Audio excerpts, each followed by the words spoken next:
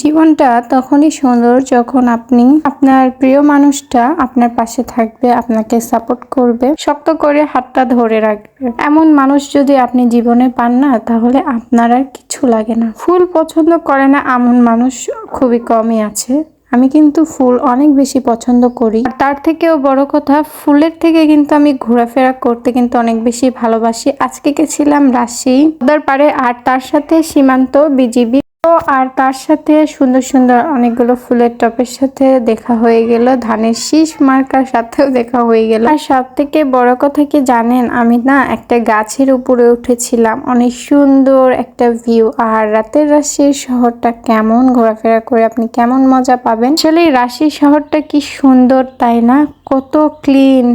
By the way, আমি শাড়ি কিন্তু এর আগে এটা কখনোই পরিনি, হয়তো বা সবাই জানেন। এই শাড়িটা আমি নতুন কিনেছি। কেমন লাগছে এই শাড়িটা পরে অবশ্যই কমেন্টে জানাবেন। আর আরেকটা বিষয়, সেটা হচ্ছে আজকে কিন্তু পদ্মার পাড়ের এখানে যাওয়ার পর আমি নদীর যেরকম পানি হয়েছে এটা দেখে কিন্তু অনেক বেশি ভয় পেয়ে গেছিলাম। এখন আমি পুরো শহরটা ঘুরে ঘুরে দেখবো। তার আগে চলুন আমি ওই সেই গাছের উপরে উঠবো। এখন গাছের উপর ওঠা কিন্তু এতটাও সহজ কাজ না, আমার কিন্তু অনেক বেশি ভয় লাগছিল। আর এটা মূলত হয়তোবা ছিল বটের গাছ। আচ্ছা, আপনারা বলেন তো এই গাছটা কেমন ছিল আর কি নাম ছিল আমি জানি না। শাড়ি পরে ওঠা খুবই কষ্টের গাইস, আমার খুবই কষ্ট হচ্ছিল। তারপরেও কি আর করব, যেহেতু গাছের উপর উঠতে মন চেয়েছে অবশ্যই আমি উঠবো। আর আমার সাথে কে ছিল, আমি কার সঙ্গে ঘুরলাম, সবকিছু তো থাকছে। এই কথা বলতে বলতে আমি গাছের উপর চলে এসেছি। আর গাছের উপর আসার পর এত সুন্দর একটা বাতাস, আমি তো মনে হচ্ছিল উড়ে উড়ে চলে যাব।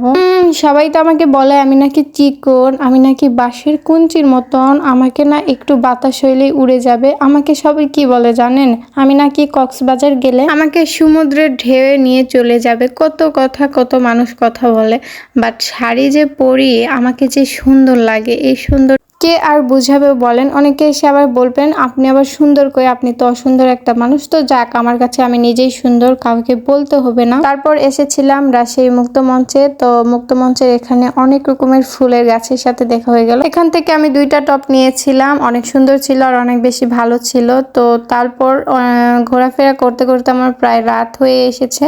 তো কি আর করার, আমি এখন চলে যাব রাজশাহী ফ্লাইওভারে। আর রাজশাহী ওই যে মেহেরচুন্ডি ফ্লাইওভার হয়তোবা অনেকেই চেনে, অনেকেই জানে। বাট আজকে না মনটা অনেক খারাপ ছিল, এই কারণে তেমন একটা ছবি ভিডিও করিনি। তখন রাতের বেলা আমি যে ওখানে বসেছিলাম, তখনও দেখলাম যে ট্রেন যাওয়া আসা করছিল, অনেক বেশি ভালো লাগলো। তো সেখানে ঘোরাফেরা করার পর সুলতান ডাইন্সে চলে গেলাম। আর সুলতান ডাইন্স খাওয়া দাওয়া শেষ করে গাইস এখন তো আর পুরোই ক্লান্ত, এখন আর কি করব, তো এখন রুমে যেতে হবে। আর আজকের ভিডিওটা তো দূর পর্যন্ত। ভালো থাকবেন, সুস্থ থাকবেন, দেখা হবে নেক্সট ব্লগে। আল্লাহ হাফিজ।